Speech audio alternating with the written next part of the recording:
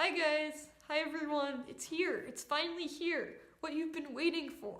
My best songs of 2017, part 2, 3 months late. But I really enjoyed making it. I enjoyed going more in depth with the song analyses. There are timestamps down there, so in case you only want to watch the analysis of one or two songs, you can do that. And I really hope you enjoy it.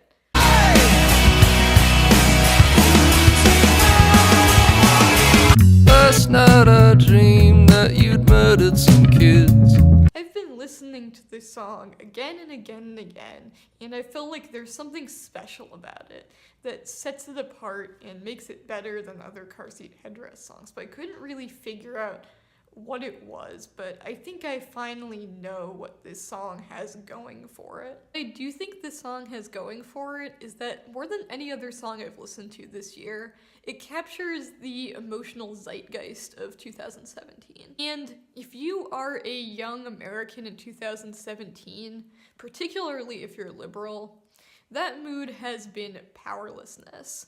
The sense that you are being inundated with bad news 24/7, which often seems completely exaggerated and insane, and you don't know which pieces of news are real, which you should prioritize, and which things you can even do anything about.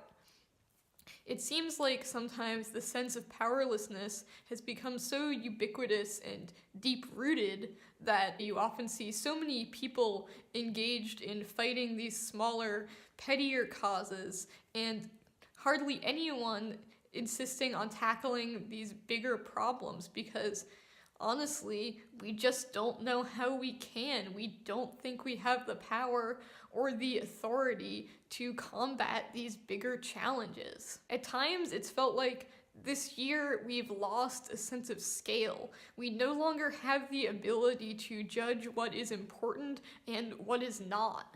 The song starts out pretty basic with this infectious bass guitar line, but then it starts to add on more and more off-kilter elements, these warping synths that always seem a little bit off balance, constantly shifting, these stabs of bright guitars, and it all gives the sense that this is a song that is not settled or centered within itself.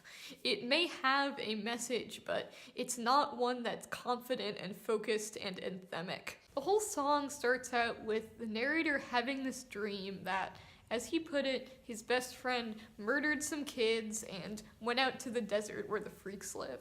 It's a surreal vision, but he's obviously really disturbed by it. As he says, he can't tolerate it. It's upsetting to him. But at the same time, it doesn't really feel real. He feels removed from it. As he says, if it was on the TV, I would have changed the channel. And that in itself, that pinballing between not feeling like things are real and feeling overwhelmed by the importance and the gravity of things is pretty emblematic of, I think, what a lot of people have gone through in 2017. And the next lines are even more relatable when he stays up going over his own opinions, which somehow seem very important now that his sense of self has been threatened, only to realize that so many people have died when he slept and feel overwhelmed by the magnitude of the tragedy of it all. Frankly, it's the chorus that makes this song what it is. War is coming if you want it. Now, there's an ambivalent, controversial, weird statement, especially in this time when everybody feels so powerless. War is coming if you want it. And it's hard to read into Will Toledo's voice on this chorus. It's not rousing and confident, but it's also not dejected and powerless or cynical or ironic. The best I can come up with is that this is a voice of reckoning. This is a voice of warning. This is a voice that says you need to wake up and acknowledge reality because this is important and you are powerful. You can make changes. All of this is real. His intent isn't to make some kind of rousing anthem to instill us with self-confidence. His intent is to wake us up. Bet you rue the day you kissed a rider in the dark. This is at least partially a female empowerment anthem, but what it has going for it, what sets it apart from other types of songs like these, is that it's not vague at all. It's very specific. Lorde's inner power isn't at all vague in this song, it's very precise. She gets her power from being a writer, from controlling the narrative of their love. She can spin a dramatic love story around their romance, around their relationship, and she can just as easily undo that story. And the instrumentation on this song conveys such a sense of strength. There's a lot of orchestral instrumentation, but it's never schmaltzy or overdramatic. Instead, it's very powerful and precise. The production is clean as hell. It's spotless. Lorde is presenting a united front on this song. And even Lorde's voice, it's emotional while still being incredibly direct and controlled. It's so obvious here that she is the writer. She is the one who is controlling the narrative on this song. But as precise and controlled as Lorde's voice is, it's never passionless or cold. It's clear that Lorde is torn up over this breakup and that this person meant a lot to her. I'm analyzing this song pretty hard, but you don't really have to analyze this song to pick up on the fact that this song is both very calculated and controlled and very dramatic and emotional and deeply felt. And I think that really gets at what Lorde means when she says she's a writer. She constructs these narratives, she's in control of them, but at the same time, the narratives get to her. Her being a writer not only helps her get over this person, it helps her love him with an intense and deep and obsessive passion that probably isn't healthy. As she says, "I'll love you till my breathing stops. I'll love you till you call the cops on me." And that's where I think it becomes clear that being a writer, it not only gives you power, but it also can be a liability. You get the idea on this album that Lorde is the kind of person who, right after she meets someone, starts constructing scenes of them interacting in her head and thinks about starting a romance with them. She falls in love with people before she even really knows them and knows whether the relationship with them will actually work. And it fits really well as a centerpiece to melodrama, which is all about owning and taking control of your own intense emotions. And this kind of emotionality expressed by women is so often dismissed and looked down on in American society and Western society as a whole. We tend to associate, traditionally at least, overly emotional women with weakness and frivolity and pettiness. And I think that in many ways we still do. Lindsay Ellis made a good point in her video on Twilight a couple of weeks ago, where she said that our society is not very kind to teenage girls, and particularly whenever teenage girls tend to feel emotional and passionate about something, we tend to look down on it. Another example of this is Taylor Swift. There are many legitimate reasons to hate Taylor Swift. Many. She has obviously made a lot of bad music in her career. You could argue that she's made some pretty bad personal decisions too. But I would argue that part of the intensity of the hatred directed at her comes from the fact that she is super emotional. She falls in love hard and she falls out of love in an explosion of rage. And this Lorde song contains a lot of the same emotions as, say, a Taylor Swift love song, a Taylor Swift breakup song. There is infatuation, there is obsession, there is anger, there is a fierce independence and kind of a snarkiness to it all. But the difference between a Taylor Swift song and this Lorde song is that the precision and the really controlled, purposeful artistry of this Lorde song forces you to take these emotions seriously and not just dismiss them as silly.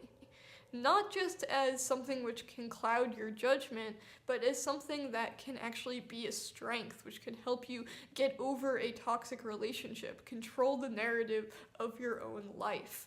And this idea that all of the crazy infatuation and anger and mix of emotions that you have around a relationship can actually be channeled into something meaningful, like a story, is just not one that comes up a lot in pop music. And to me, that nuance is what makes this song one of the best of the year. I know you're tired and you ain't sleeping well. So it's 2018, and it seems like the world is finally starting to kind of listen to women and minorities who are telling white people and white men to acknowledge their privilege and acknowledge that they've benefited from a system that's oppressed a lot of other groups. But whenever people talk about this, even in like far left circles, it's always presented as something that people won't want to do, but it's their duty to do. They have a social responsibility to acknowledge their privilege and not focus so much on their own problems. And this has always seemed a little bit backwards to me, because speaking as someone who is pretty privileged, I found that one of the most rewarding and freeing things I can do is separate myself from the political conversation and not think so much about how I'm oppressed or how I'm affected or whether I should be offended by something or not. Which is why I'm so glad that Jason Isbell wrote a song that has these themes of giving up your privilege and of allyship that is pretty much the antithesis of any other song with those themes. Instead of guilty, it's joyful. Instead of self-conscious, it's sure of itself. It's embracing of the world. In some ways, this is like the anti-self-empowerment song. It's empowering you to have fun forgetting about yourself. Forget being strong. Forget being independent. Just forget yourself altogether. Stop obsessing over your own possible victimhood or your own personal specific needs and start trying to make a difference for other people. That's ultimately the best way to make yourself feel good. And it does this with one of the meatiest, catchiest, most infectious guitar riffs I've heard all year. The chorus is just a little bit gritty, a little bit down to earth, but it still has a lot of that soaring, infectious pop feel to it. It kind of reminds me of some of those older 90s pop songs like Hey Jealousy that were gritty but also incredibly catchy. All that said, it is definitely a difficult time right now to write a joyful and optimistic political song without seeming like you're out of touch or you're hopelessly naive. And there is something that's pretty understandable about people's want to be pessimists. It can feel really good to wallow in the fact of being an innocent person in a bad world instead of actually doing the hard work to go out there and try to make something positive happen. And one of the best things about this song is that Jason Isbell understands that. He admits to sometimes playing the victim, to being constantly tired and feeling beaten down by politics, and to wanting to pontificate about his own pain in order to comfort himself, rather than helping people who are actually suffering. This is a song that has a lot of empathy for people who are going through this confusing and chaotic time in our country, while also not letting them off the hook, not giving them any excuses. He's like your mom. He's telling you that he wants you to take the high road, that he wants you to lay down your petty concerns and your selfishness and your victimhood to go help other people, because ultimately he cares about you and he wants you to be happy. And that's pretty sweet.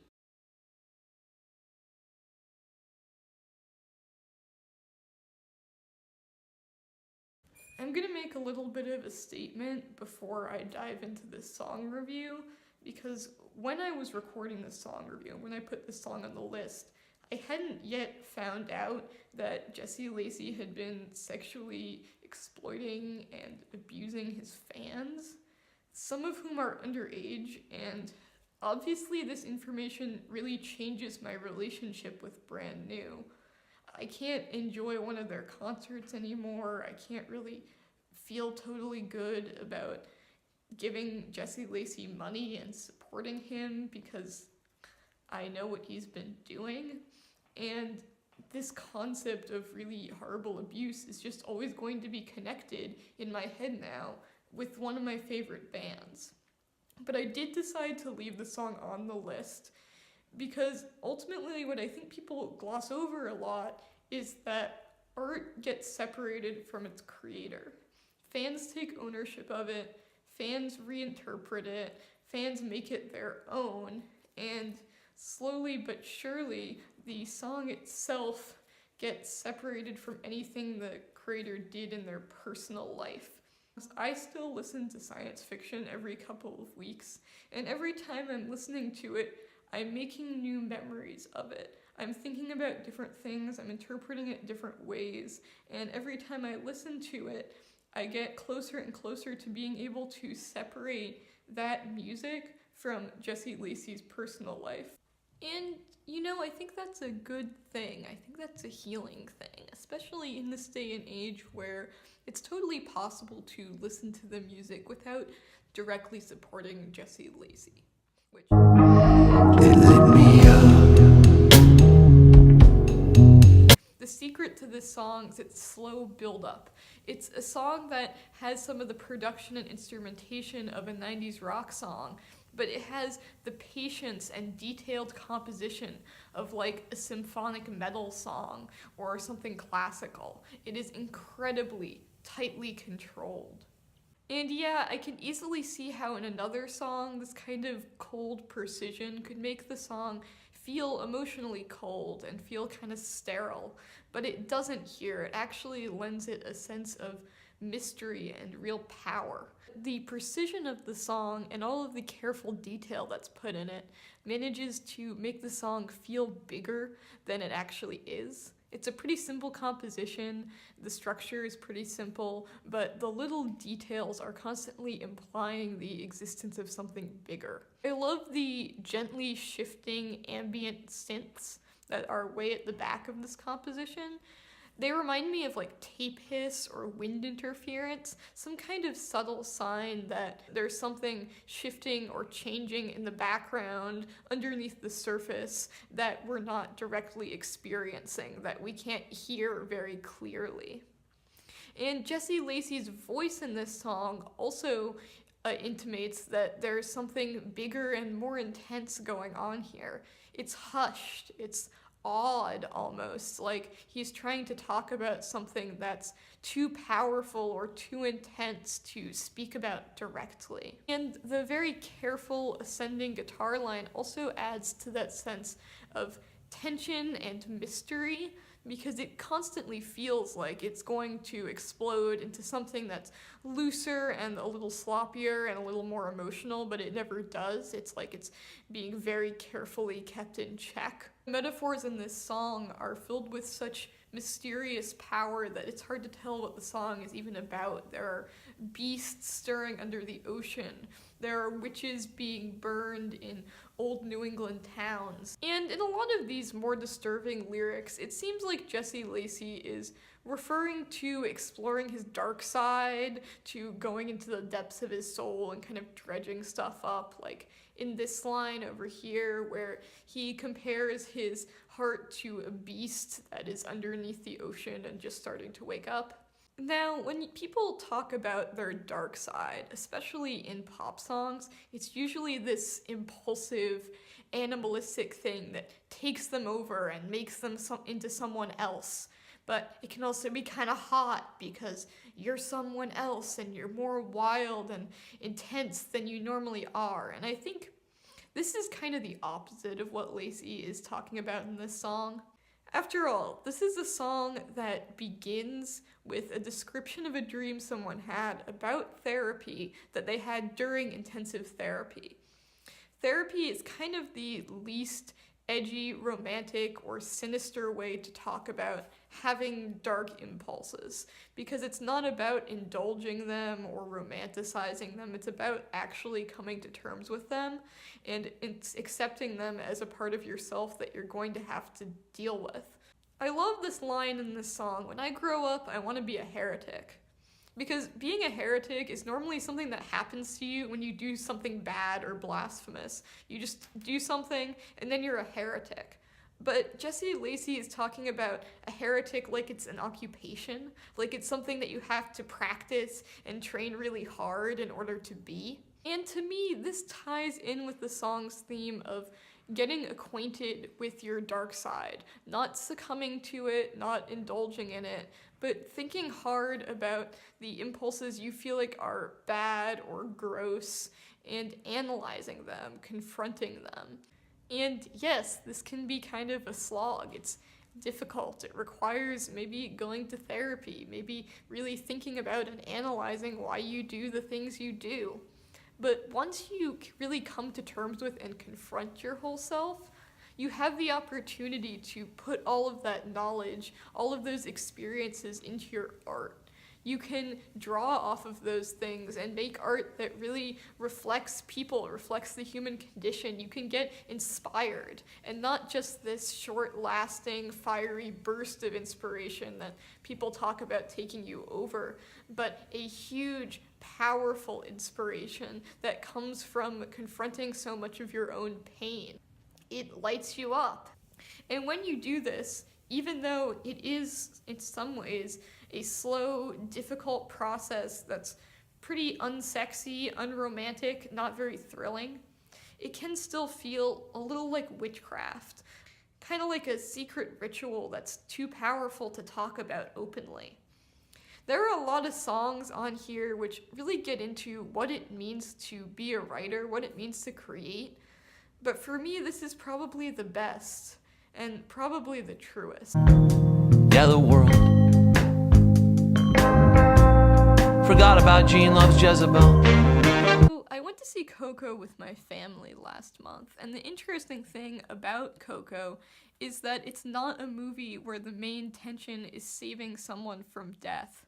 Instead, it's saving people who are already dead from being forgotten, and it rests, its whole plot relies on this idea that if you don't forget your dead loved ones, a part of them will linger behind in the real world. It'll stay. Now, this isn't a song about death, but I do think it's about grief, particularly the grief when something you love is forgotten about, is not recognized, and is not incorporated into the culture's collective consciousness. No one remembers it anymore. This is also a little bit of a ridiculous song, since John Darnielle's grief takes the form of what can really only be called a overdramatic elegy to the little-known goth band Gene Loves Jezebel, including a ton of music documentary-style facts about them, like this up here, and this up here. There's a dry humor and a playfulness to this song that undercuts the seriousness and the genuine sadness at its core. But I think that at its core, the thing that makes it ridiculous is the same thing that makes it sad. It's ridiculous to us to hear John Darnielle writing this deeply felt, soulful song about the dissolution of Gene Loves Jezebel, because, like he says, we've forgotten. We don't know about Gene Loves Jezebel. I had heard of them before this song, but I don't think I'd ever even heard a track by them. I don't know who they are, so of course to me, it seems ridiculous to be writing this ode for them. It's the same with these playful little facts that pop up throughout the song and make it sound a little bit more like a rant by a devoted fan than any kind of lyrical ode like this and this. And yeah, it might seem a little bit silly to include this in the song. It might seem like it undercuts some of the seriousness and sadness. But the thing is that these are exactly the kinds of details that a fan of Gene Loves Jezebel would obsess over. They would be the kinds of details that give the band a little bit of color and personality. And while Gene Loves Jezebel is a real band, they had a couple of hits in the 80s, slowly lost relevance, and eventually broke up. It's also a symbol of the many bands that have connected with fans, that have made music that people relate to, and then have gotten forgotten. And it just seems like such a shame, because Music is supposed to be something that transcends yourself, transcends the particularities of the time and the place, relates to people from many different backgrounds, and can linger on after you're gone. After all, in that same movie Coco, it was music that kept one of the characters' memories alive. He remained in the world because people still listened to his music and connected with it. And to see so many bands whose music does that, succeeds, they have a fan base, maybe they even have a couple of hits, just dissolve, just fall off the face of the earth and lose relevancy. It is sad. And it also hits close to home because, as an artist myself, I would like to think that the things I make are somehow truer or more lasting than my specific life right now, but the cultural forces are strange and weird, and who knows who your art will reach or won't reach. The best you can do is just try your best in the moment and hope for the best to come, you know? As he says, no matter how big that chorused bass may throb, you and I and all of us are gonna have to get a job because the world forgot about Gene Loves Jezebel. So that is it for now. There are actually 2 more songs which I want to put on the mixtape, which unfortunately because of the video length limits I could not get into this video. It will be in another video. And to end this off, I just wanted to shout out 3 songs that did not make it on the mixtape, but are still some of my favorites from last year. The first song is Groundhog's Day by Billy Woods. This thing has a really gritty, off-kilter, hypnotic beat, and its theme of repeating the same thing over and over again, of never feeling like you've really been able to make any progress in your life, just sinks in more and more and more with every repeated listen. It's an excellent slow burner of a song. The second one is Funeral by Phoebe Bridgers. Phoebe Bridgers is an up-and-coming singer-songwriter with a real ear for melody, and this song, Funeral, is very haunting, very melancholy, but also very self-aware and personal. Reminds me a little bit of Sun Kil Moon or Conor Oberst. And lastly, I wanted to shout out Happy Birthday Johnny by St. Vincent, which is this beautiful stripped-back piano ballad that really showcases St. Vincent's songwriting ability and her storytelling ability, and it tells a story which seems very, very real of her relationship with a family member who's dealing with drug addiction and homelessness, and how she has a very conflicted relationship with this person. She wants to help them, she feels bad for them, but they're also kind of manipulative, and they're kind of in a trap of their own making in certain ways. I think this is a song that a lot of people are going to relate to. It's also a pretty heartbreaking song, made me cry a few times. Definitely worth a listen. Since you had to walk out of here, I've been having a record year.